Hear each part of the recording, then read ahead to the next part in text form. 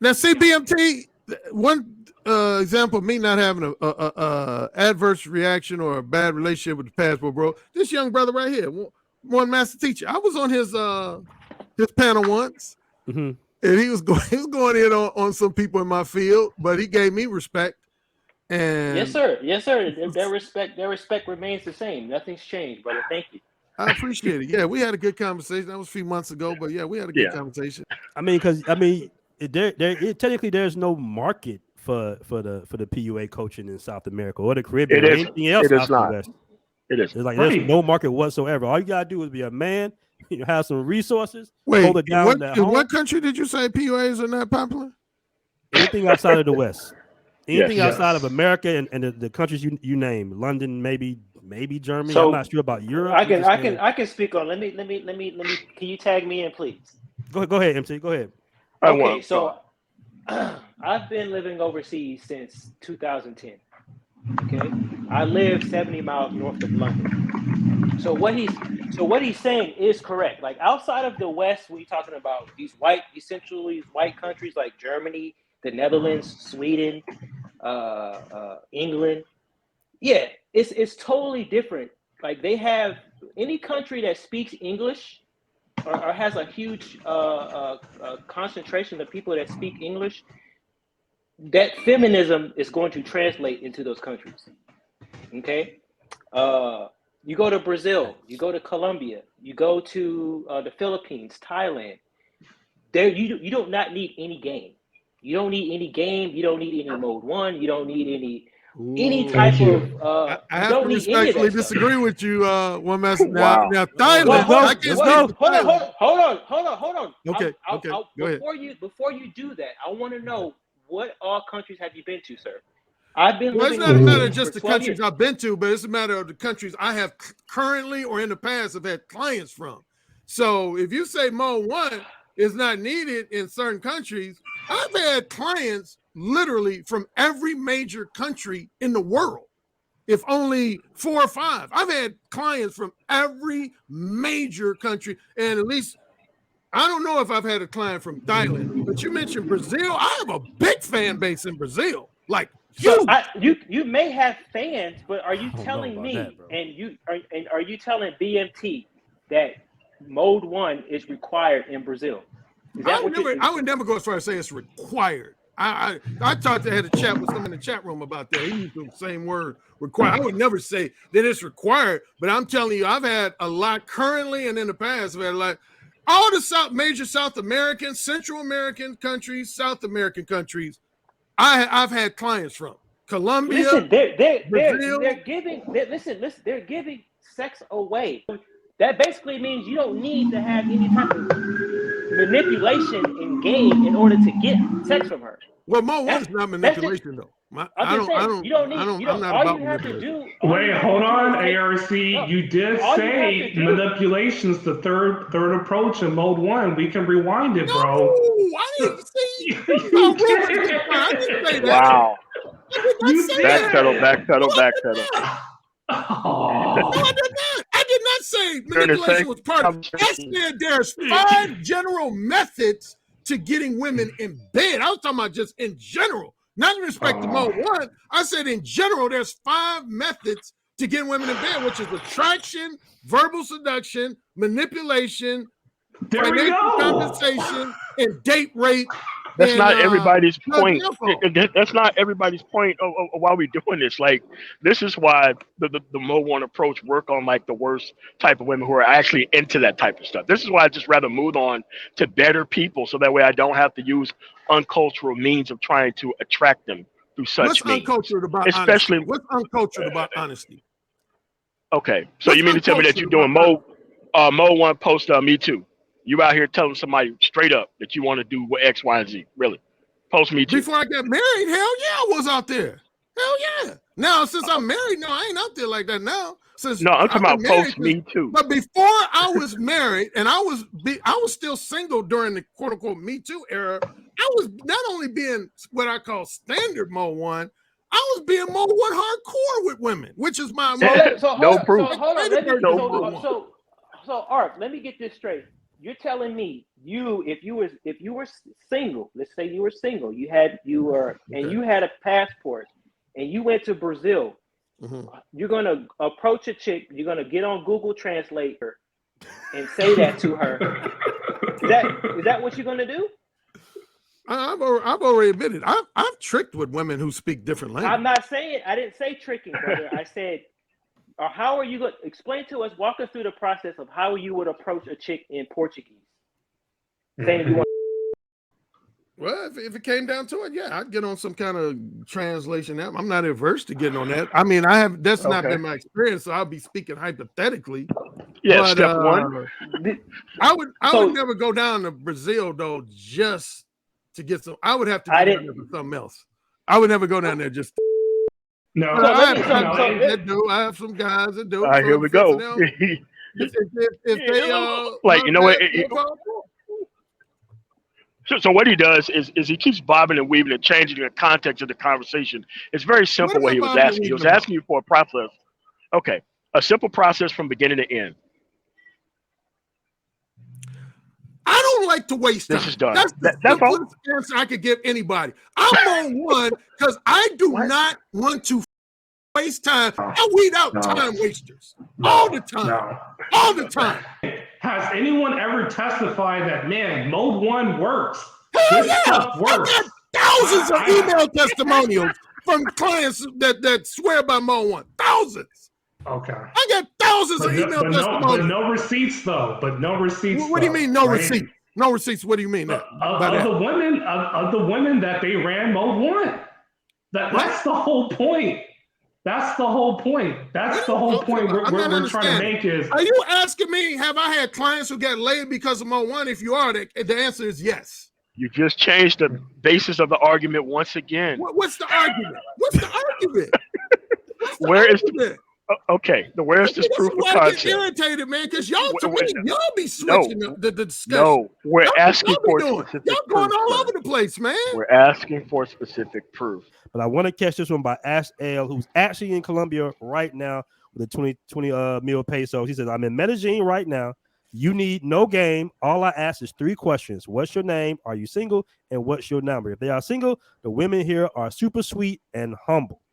That's the point I want to make. BMT, let me ask you this question since you wanted me to come up and I was willing to come up.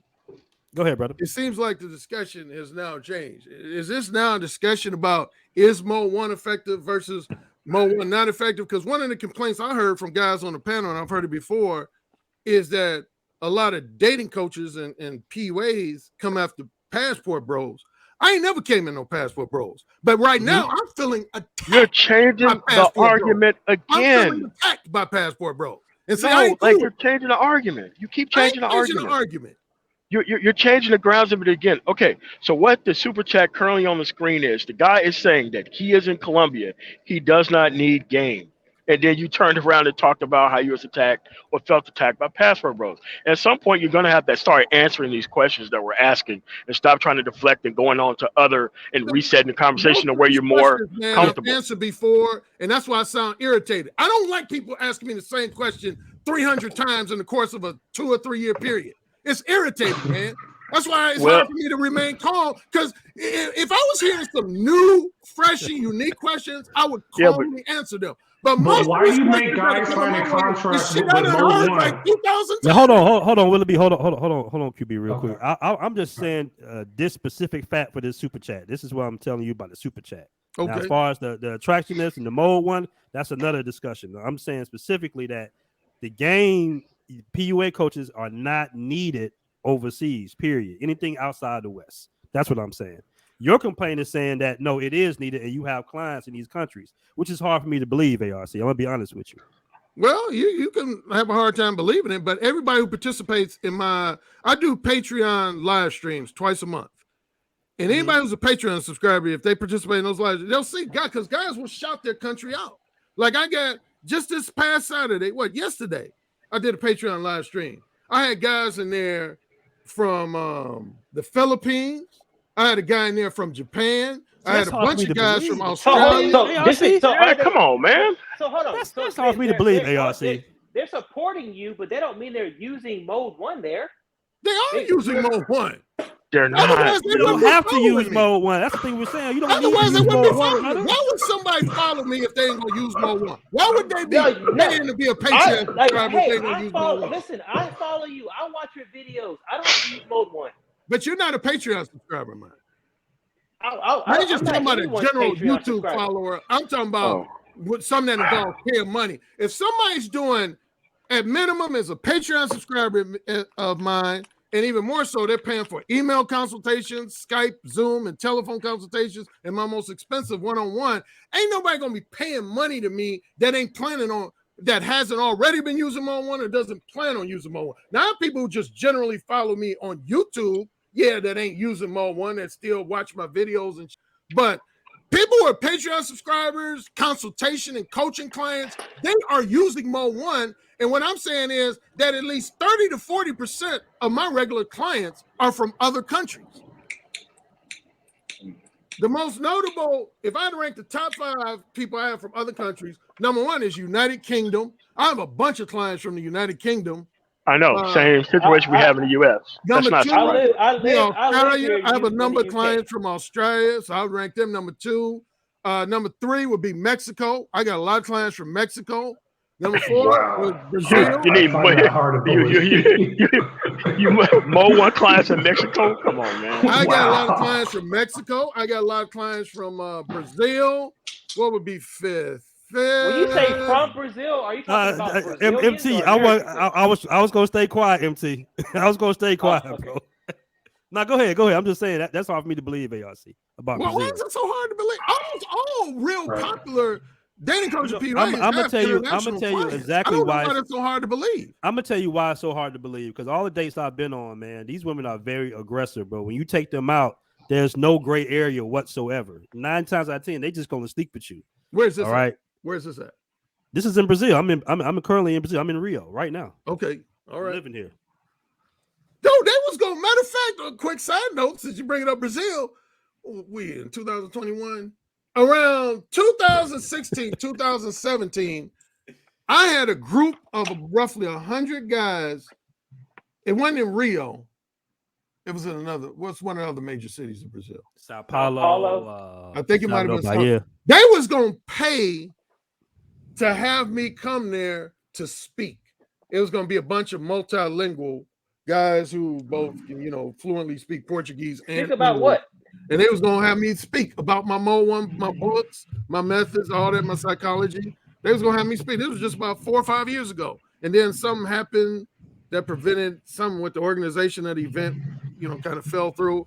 But anyway, these guys, I think it was Sao Paulo.